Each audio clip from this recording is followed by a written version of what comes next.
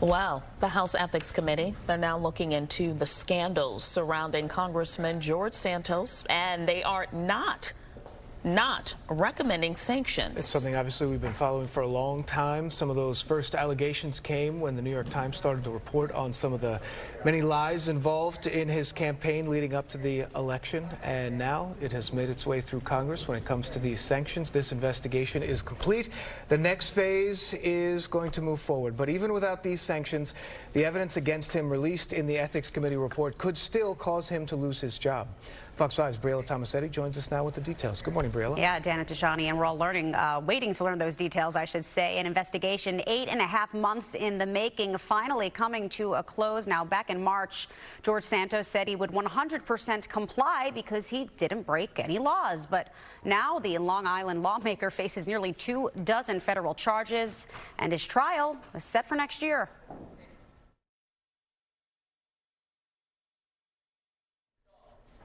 Wouldn't answer many questions in Washington yesterday, but insisted yet again that he won't go down without a fight. The House Ethics Committee is set to release its highly anticipated report outlining the findings of its investigation into Santos today. According to House rules, Santos was allowed to see those results yesterday, 24 hours before going public. Look, I think I said this very clear to you. I will take whatever comes my way the way it comes. I have no concerns, and I don't have any premeditated feelings on this stuff. Fox News has learned the committee did not recommend sanctions against Santos, who has admitted to fabricating almost every aspect of his background.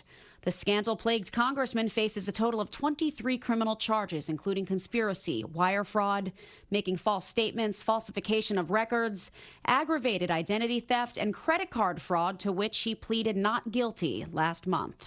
The resolution is not adopted. Then Santos escaped being expelled from Congress, with most Republicans and 31 Democrats opting to withhold punishment while his criminal trial and House Ethics Committee investigation play out. If the findings are what I think they're going to be, I think he should be expelled. But former Republican Long Island Congressman Pete King, who spent 28 years in Congress, believes Santos' appearance on the House floor yesterday may be one of his last.